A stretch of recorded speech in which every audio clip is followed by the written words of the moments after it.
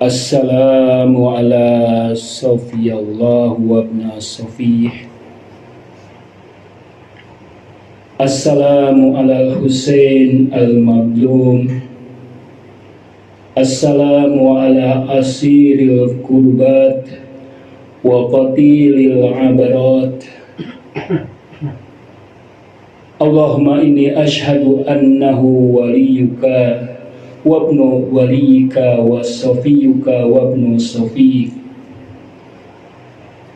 al-faizu bi karamatik akramtahu bi syahadah wa habautahu bi sa'adah wajtabaitahu bi tibil wiladah wa ja'atahu sayyidan minas sadat wa qaidan minal qadat wa zaidan minad dad wa a'taitahu mawarisal anbiya wa ja'altahu hujjatan ala khalqika minal awsiya fa'tadara fi du'a wa manahan nas wa badala mahjatahu fika liyastankida ibadaka minal jahalah wa hayratid dolalah.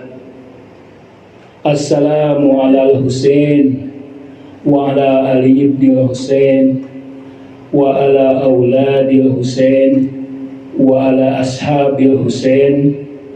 Assalamualaikum warahmatullahi wabarakatuh.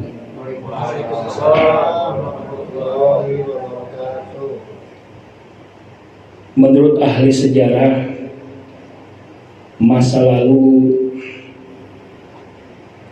bukan masa lalu. Masa lalu adalah masa sekarang.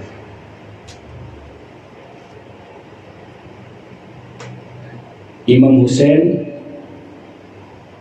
sesungguhnya sangat relevan dengan era sekarang.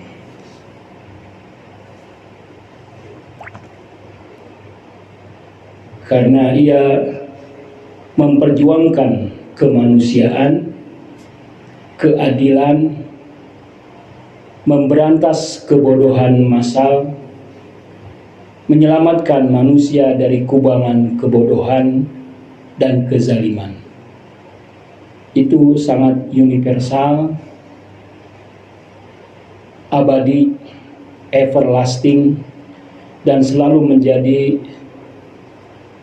tuntutan para aktivis dan para pejuang keadilan.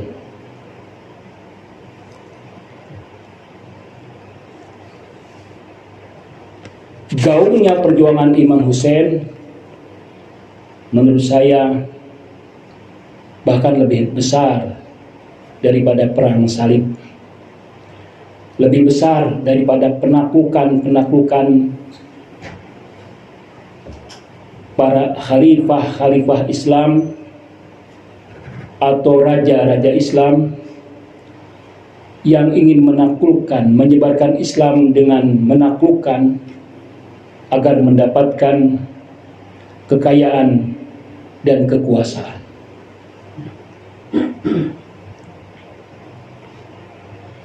Salah satu contohnya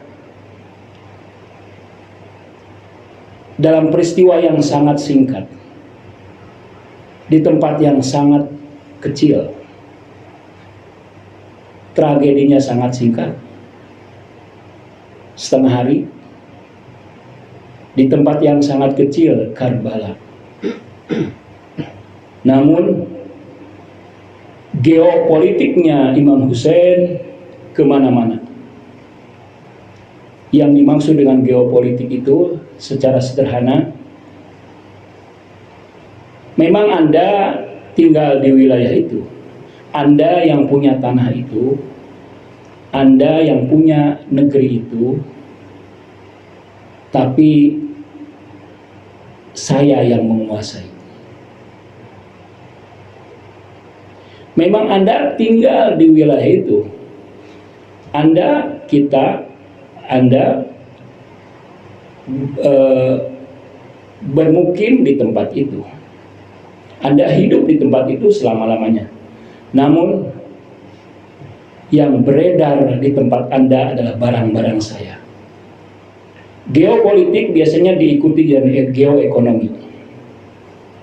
Power dulu, lalu harta benda. Di saat itu, alat yang paling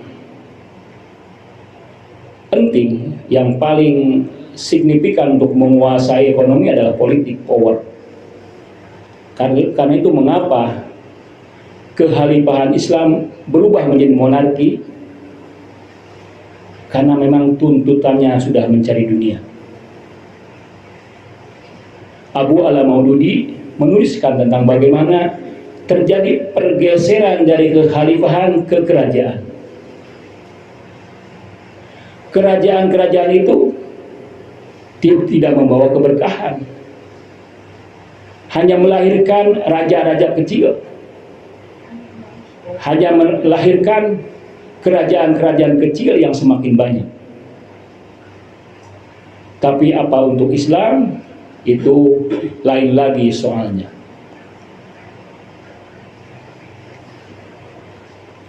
Saya ingin memberi contoh bagaimana Imam Hussein telah mengubah sejarah yang mungkin luput dari perhatian kita. Dia adalah history maker,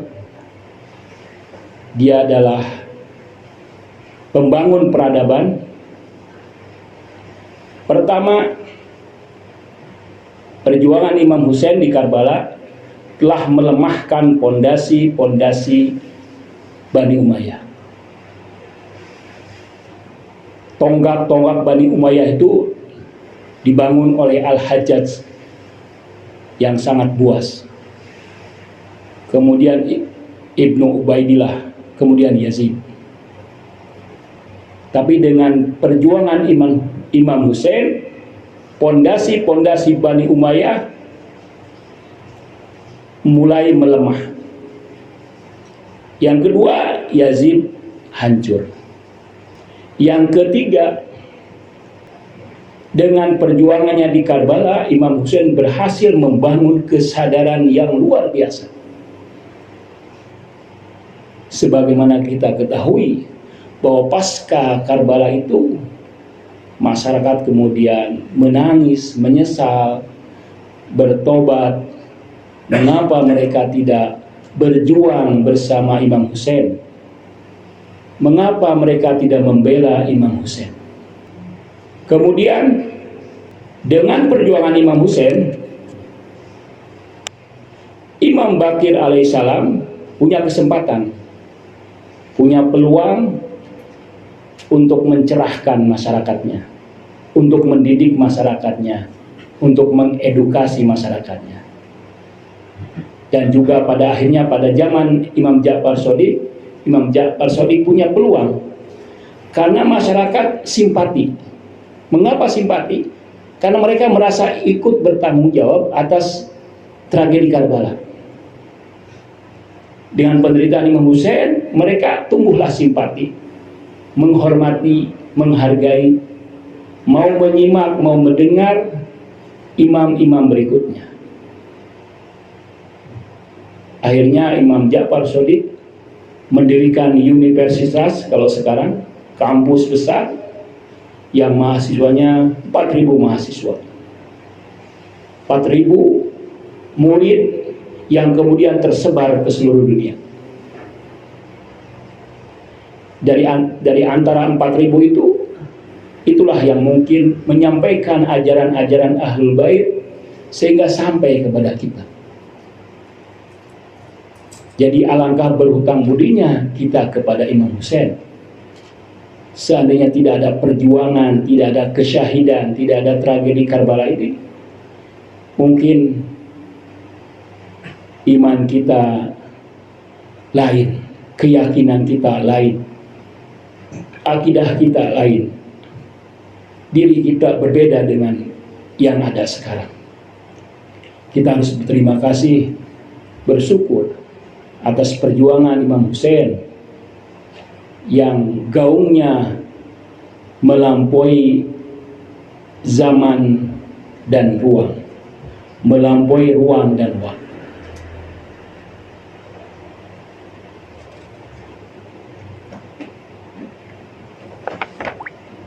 Hadirin yang berbahagia,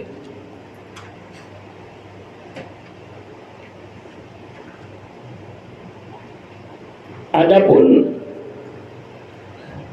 dampak metafisikanya itu sudah dinubuahkan oleh Rasulullah Shallallahu Alaihi Wasallam yang mengatakan inna liqatlil Husain hararatun fi qulubil mu'minin la tabrudu abadan,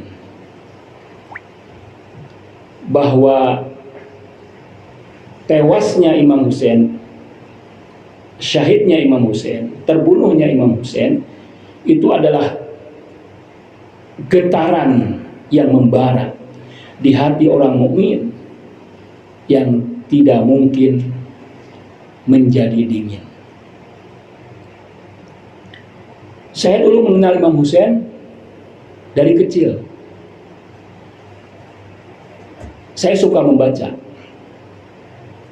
Di Jawa Barat itu ada majalah bahasa Sunda, namanya majalah Mangrek. Itu anehnya di sana itu cerita-cerita tentang keluarga Nabi dengan indah, narasinya indah, ceritanya indah, luar biasa, sehingga memori itu terus membekas. Kata saya, siapa ini? Siapa mereka begitu luar biasanya, begitu heroiknya? Sampai kemudian saya menemukan di tempat lain tentang Sayyidina Husain ini.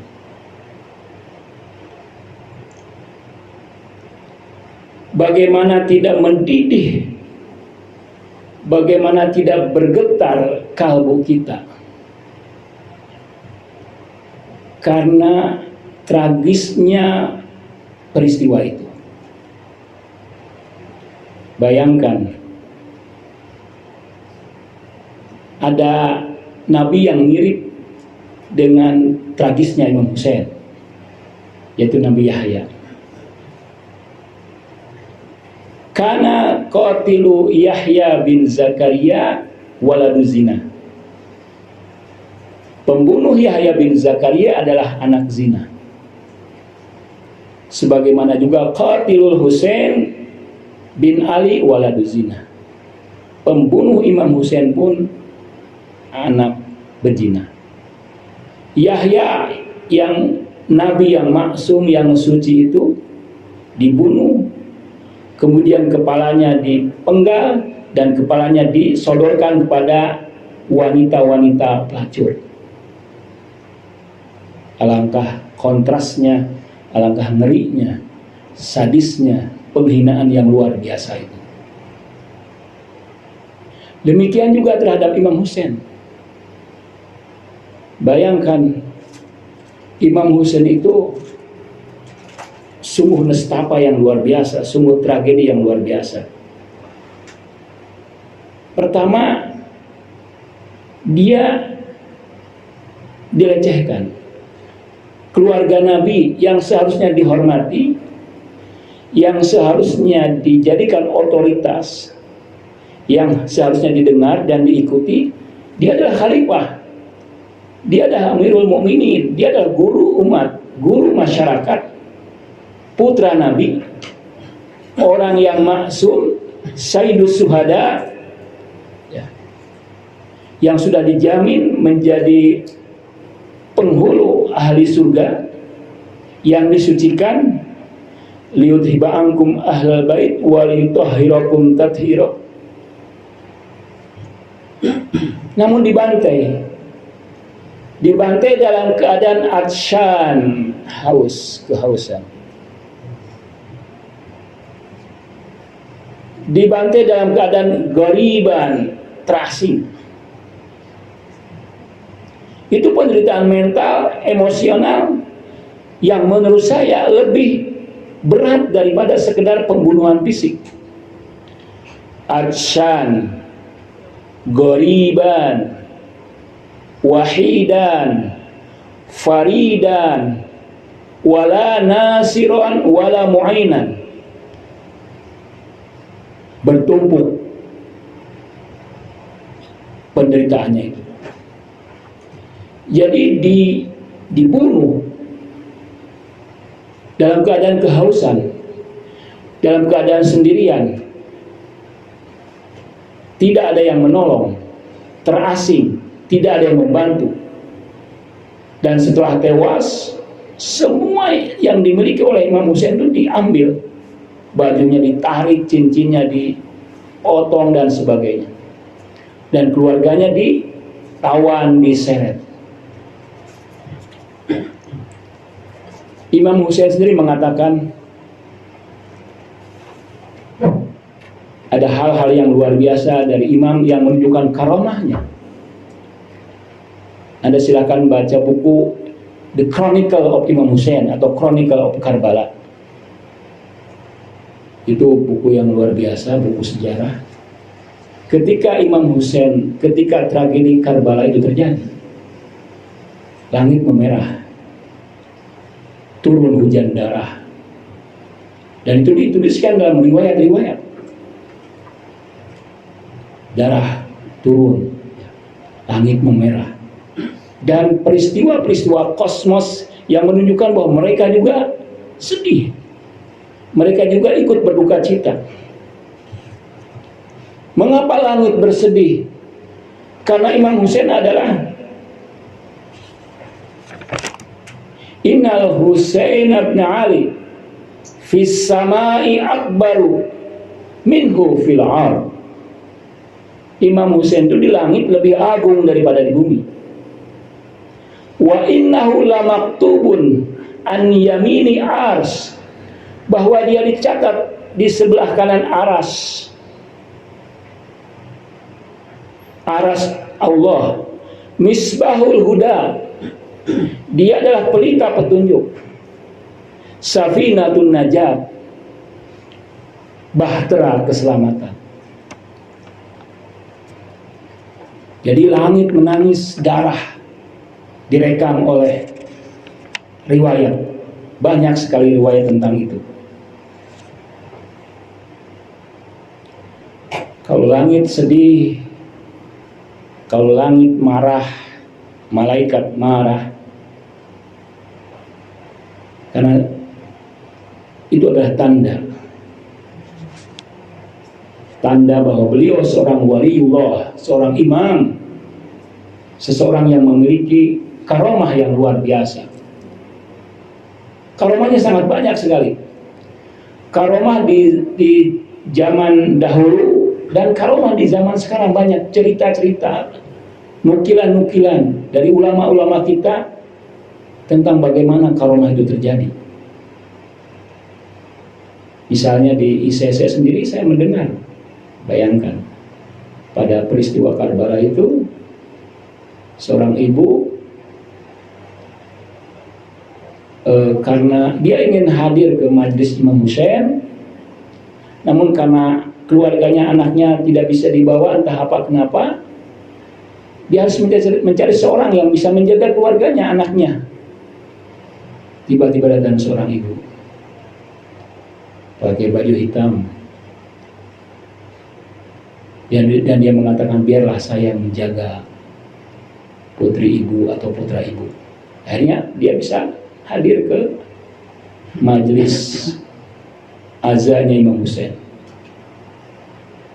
Dia baru sadar siapa ibu itu, gerangan siapa wanita yang dengan sukarela menawarkan diri untuk menjaga keluarganya agar dia bisa bisa hadir di majelis Imam Husain. Setelah itu dia tidak melihat lagi, dan dia yakin bahwa itu Imam Husain, bahwa itu ibundanya Imam Husain, yaitu Fatimah.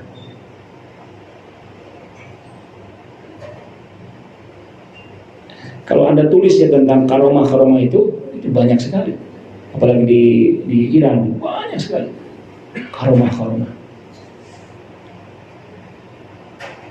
kehadiran Imam Hussein di alam misali yang tampak hadir di depan mata, memberi nasihat, itu adalah yang harus kita ingat terus, bahwa ini bukan sesuatu yang ringan, bukan sesuatu yang remeh.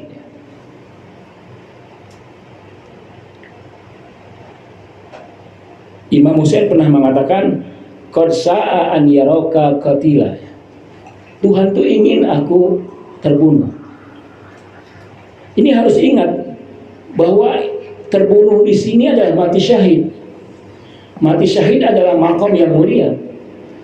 Bahkan dalam hadis, seorang syahid itu ketika dia sudah syahid, apa harapan berikutnya? Dia ingin dihidupkan lagi, dan kemudian terbunuh syahid itu, terbunuh syahid lagi. Saking mulianya kedudukan menjadi syuhada.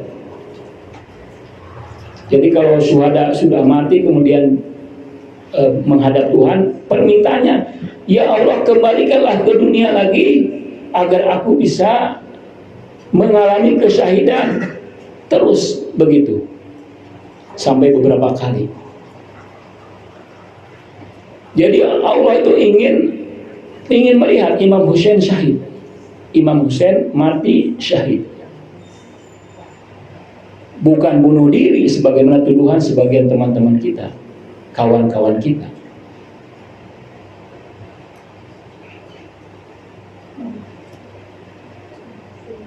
Yang kedua, Imam Hussein punya ilmu gaib.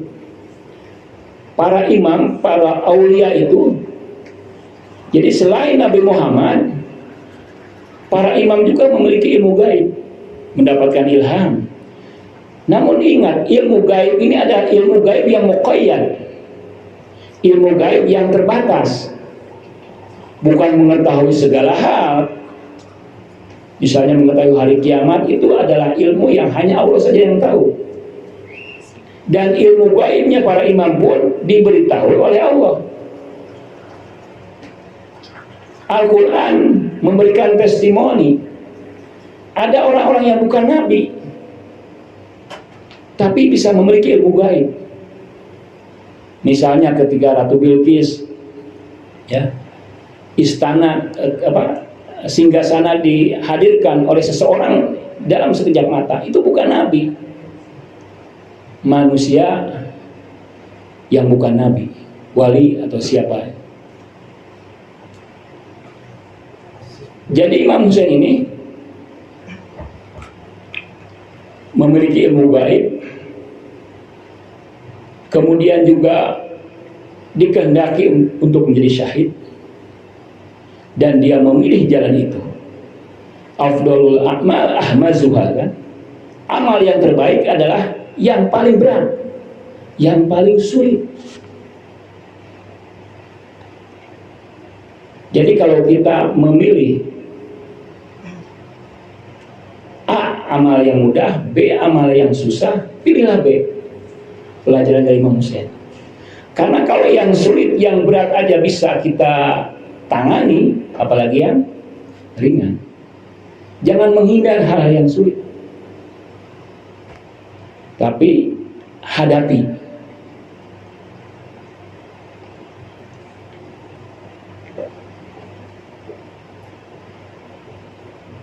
Tujuan Imam Hussein.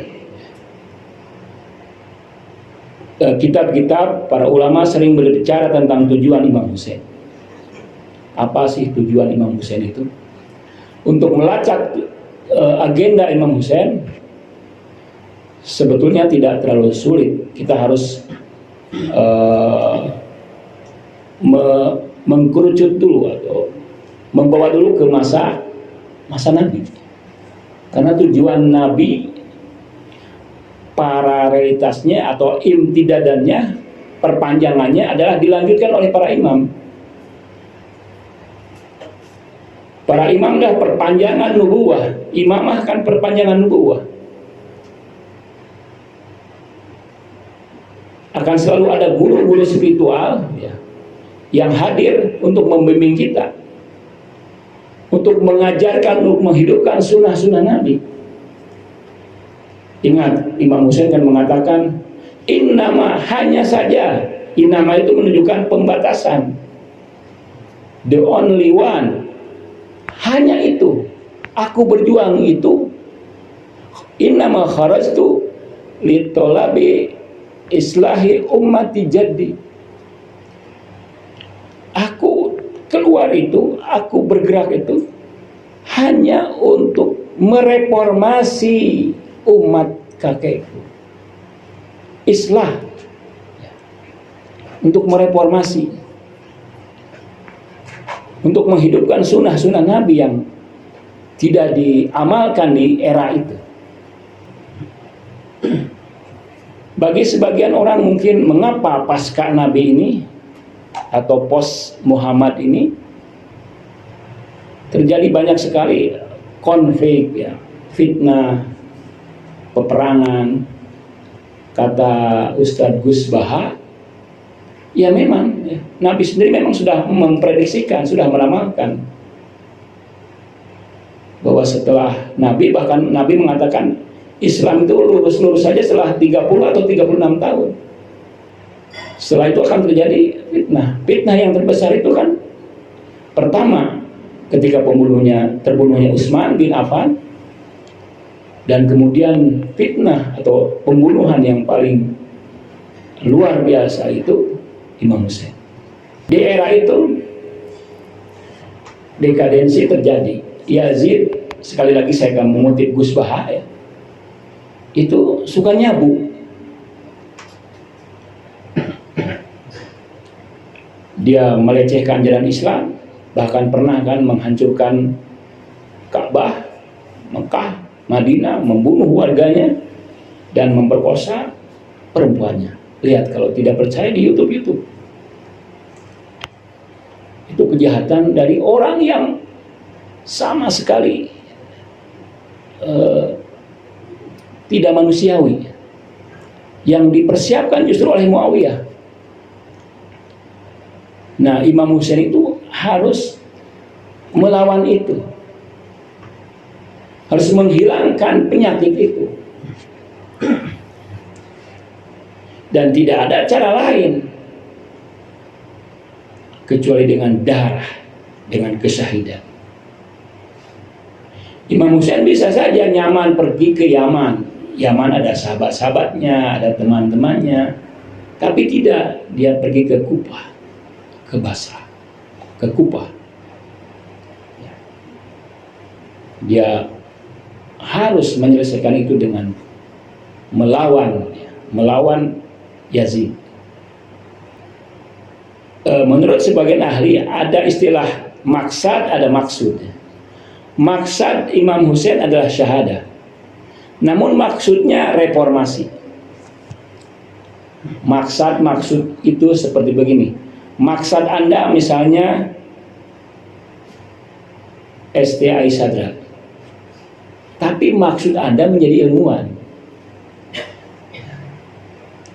Maksud Anda Jakarta, tapi maksud Anda bukan hanya tinggal di Jakarta, bukan hanya tahu Jakarta, tapi bagaimana di Jakarta Anda bisa survive, bisa menjadi ilmuwan, bisa menjadi pengusaha, bisa menjadi aktivis.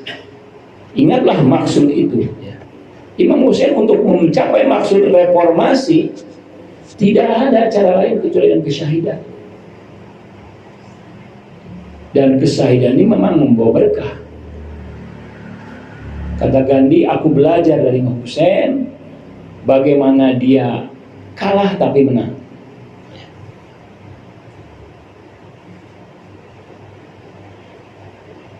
Hadirin yang terhormat,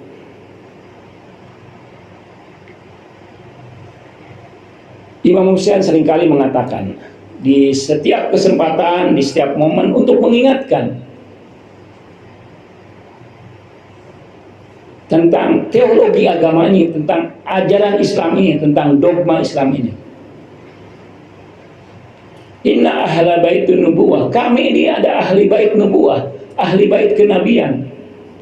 Ma'dinu risalah, sumbernya risalah. Mukhtalafil malaikah, tempat lalu lalangnya para malaikat, tempat persinggahannya para malaikat. Wa mahalur rahmat, tempatnya rahmat. Dan dia juga bukan orang yang suka kerusakan, suka kehancuran. Dengan tegas Imam Husain mengatakan, "Inni lam akhruj ashiran wala batiran wala mufsidan wala dhaliman." Aku keluar tidak ingin menjadi orang yang merusak, tidak ingin melakukan mufsid, tidak ingin melakukan kezaliman. Innama kharajtu li talabi najah wassalah fi ummati, jadi umat. Jadi kalau para wali ana kan, yang dicari itu aku, bagaimana aku bisa fana dengan Tuhan. Tapi kalau Nabi Muhammad dan Ahlul Baitnya, bagaimana bisa mereka menyatu dengan umat, agar umat semua selamat, bisa menyatu dengan Tuhan. Mereka adalah insan-insan mulia, manusia mulia, insan kamil, yang karena kesempurnaannya, kapan saja, di mana saja mereka bisa berjumpa dengan Tuhan. Itu kan tujuannya para sufi, para wali. Tapi mereka tidak melakukan itu. Mereka bertahan dulu. Mereka berada dalam tubuh dulu, karena mereka ingin mengislah umatnya. Ini melakukan perjalanan yang keempat, ingin menyempurnakan jiwa-jiwa yang lemah. Ketika Imam Husain di medan perang, dia meminta kan agar bisa melakukan sholat dulu.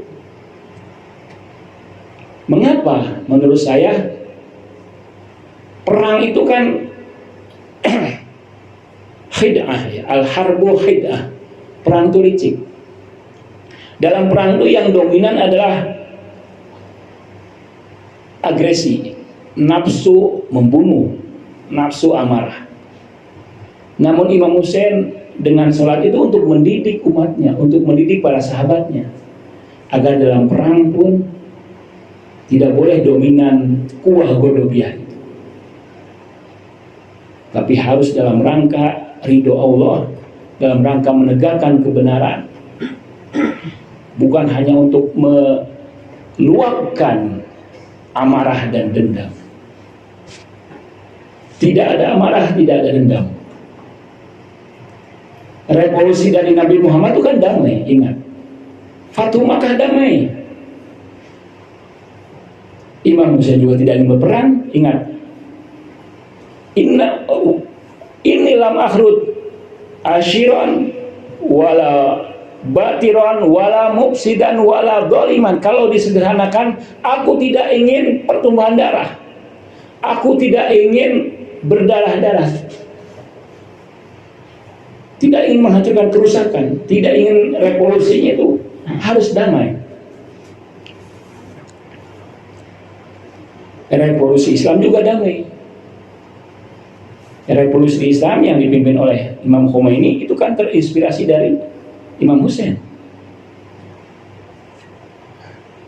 Ketika mengawali untuk perjuangan revolusi itu, Imam Khomeini selalu mengulang-ulang narasi, cerita, sejarah tentang Imam Husain. Karena itu yang akan melahirkan getaran yang luar biasa, melahirkan motivasi suci untuk berjuang dan bertahan terus. Dan saya lihat di perang Irak-Iran juga, para prajurit itu luar biasa, ya.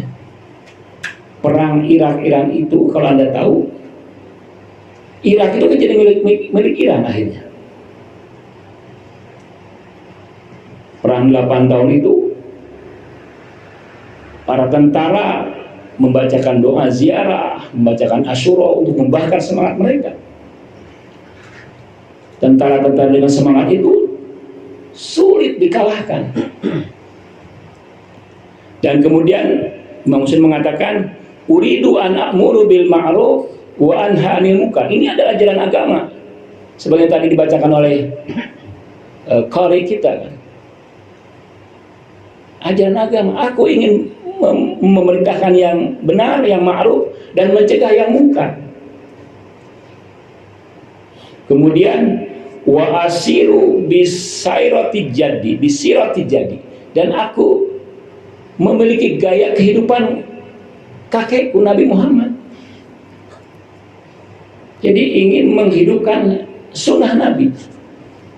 Nabi tahu ketika sebelum Imam Hussein terbunuh, dia akan dibantai. Nabi menangis. Karena itu kalau menangis adalah sunnah Nabi. Nabi sendiri menangis. Ada hadis mengatakan dari Imam Ridho, menangislah atau berusaha menangis, karena akan dihadiahi dengan surga. Karena menangis memang bukan hal yang mudah. Saya ingat guru saya pernah mengatakan, Perancis itu negara yang dulu tahun berapa gitu tidak pernah memenangkan menjadi juara sepak bola dunia. Jadi bertahun-tahun mereka tidak pernah jadi juara. Perancis tahun berapa mereka menjadi juara dunia, sepak bola dunia. Itu selama 2 bulan gembira, presidennya gembira, karyawannya gembira, guru gembira, semua gembira. Karena gembira berlebihan 2 bulan, 1 bulan. Kan kalau tertawa terus itu, gembira terus itu juga bahaya. Bisa gila. Akhirnya mereka mencari-cari agar bisa sedih. Karena 2 bulan gembira terus, pesta terus, tertawa terus, senang terus, mereka menjadi kering, gersang. Akhirnya mencari cara bagaimana sedih. Akhirnya ketemulah komunitas-komunitas kita, komunitas-komunitas Ahlul Bait yang memang menawarkan kesedihan. Kesedihan itu obat. Kata Nabi, "Lau ta'lamu ma'alamun, ya, la dhahiktum qalilan wa la bakaitum katsiran." Kalau kalian tahu apa yang aku ketahui, kalian akan banyak menangis daripada banyak tertawa. Herannya di era ini adalah era tertawa. Perang Imam Hussein adalah perang fisik. Perang fisik memang kadang-kadang terjadi. Israel melakukan genosida, ya, pembantaian, pembunuhan massal, kita harus perangi. Namun menurut saya ada perang lain yang lebih berbahaya. Yang ini harus diantisipasi. Dan sebagai pengikut Imam Hussein, kita harus waspada dengan perang ini. Perang ini halus. Perang ini tidak terlihat, namun terasa efeknya. Perang kebudayaan, perang dagang, perang pikiran, itu efeknya yang luar biasa. Perang budaya misalnya, bagaimana film-film Korea sudah masuk ke rumah-rumah kita, merasuki budaya-budaya Korea, ya. Filmnya, musiknya, makanannya disukai oleh anak-anak kita. Ya. Perang dagang juga, tidak sadar barang-barang kita sudah tidak dijual lagi. Yang dijual di online itu barang-barang dari mana? Dengan harga yang murah. Di cloning, kalau ada komunitas yang laku di Indonesia, di cloning, di luar negeri dijual lagi menjadi barang yang murah, sehingga UMKM kita hancur. Itu udah perang yang harus kita antisipasi. Jangan pikir perang itu hanya perang bedil, perang pedang. Ada perang lain dan selalu perang. Kita harus waspada dengan perang-perang ini, karena tidak kelihatan, tidak terasa, namun menghancurkan keluarga kita, menghancurkan pekerjaan kita, menghancurkan masa depan anak-anak kita. Sekarang diindikasikan anak-anak milenial, ya, atau Gen Z akan susah mendapatkan pekerjaan, susah memiliki rumah. Itu karena perang dagang.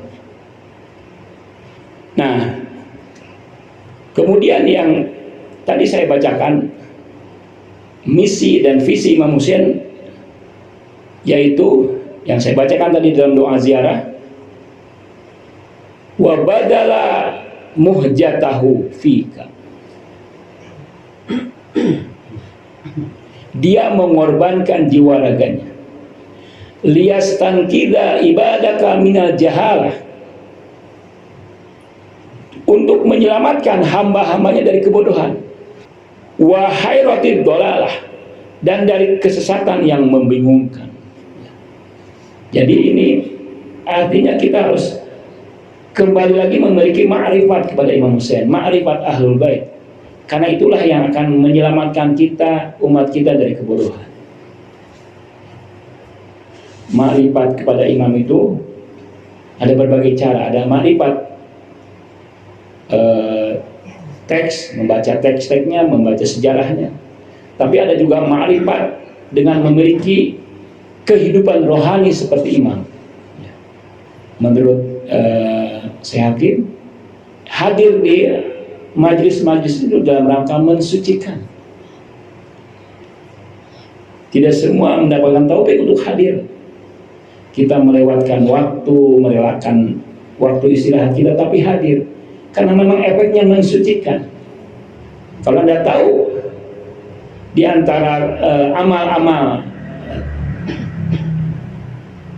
yang dianjurkan, misalnya membaca doa ziarah, luar biasa itu efeknya. Allahumma sholli ala Muhammad wa ala ali Muhammad. Allahumma rizukna syafa'ata Muhammadin wa ali Muhammad. Allahumma hasyurna ma'a Muhammadin wa ali Muhammad. Allahumma rizukna syafa'ata Husain wa ala ali bin Husain. Wassalamualaikum warahmatullahi wabarakatuh.